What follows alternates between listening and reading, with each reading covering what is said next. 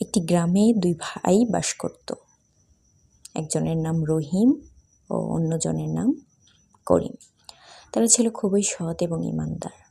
তাদের বাবা মা তাদের শিক্ষা দিয়েছিলেন যে সৎ কাজ করা এবং অন্যের সম্পত্তি ফেরত দেওয়া ইসলামের একটি গুরুত্বপূর্ণ শিক্ষা। একদিন তারা গ্রামের পথে হাঁটতে হাঁটতে একটি বড় থলে পেল।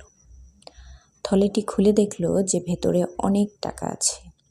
রহিম বলল, ভাই, এত টাকা পেয়েছি, এটা আমাদের জীবন পাল্টে দিবে।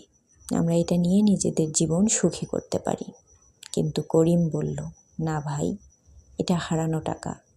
আমাদের উচিত এটা তার মালিককে ফেরত দেওয়া। আল্লাহ তাআলা সৎ কাজ করার জন্য আমাদের পুরস্কৃত করবেন। তারা থলেটি নিয়ে গ্রামের মসজিদে গেল এবং ইমামকে ব্যাপারটি জানালো।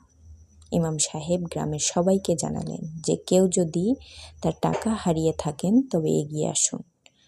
কয়েক ঘন্টা পর একজন ব্যবসায়ী এসে বললেন যে তিনি টাকাটি হারিয়েছেন। ব্যবসায়ী টাকা ফিরে পেয়ে খুব খুশি হলেন এবং দুই ভাইকে ধন্যবাদ দিলেন। তিনি তাদের কিছু টাকা উপহার দিতে চাইলেন, কিন্তু দুই ভাই তা গ্রহণ করল না। তারা বলল, আমরা শুধু আল্লাহর আদেশ মেনে সৎ কাজ করেছি, আমাদের কোনো পুরস্কার চাই না। গ্রামের সবাই দুই ভাইয়ের সততার কথা জানতে পারল এবং তাদের প্রশংসা করল। সৎ কাজ করা এবং অন্যের সম্পত্তি ফেরত দেওয়া ইসলামের একটি গুরুত্বপূর্ণ শিক্ষা। আমাদের উচিত সৎ থাকা এবং অন্যের অধিকার রক্ষা করা। সৎ কাজ করলে আল্লাহ তাআলা আমাদের পুরস্কৃত করবেন।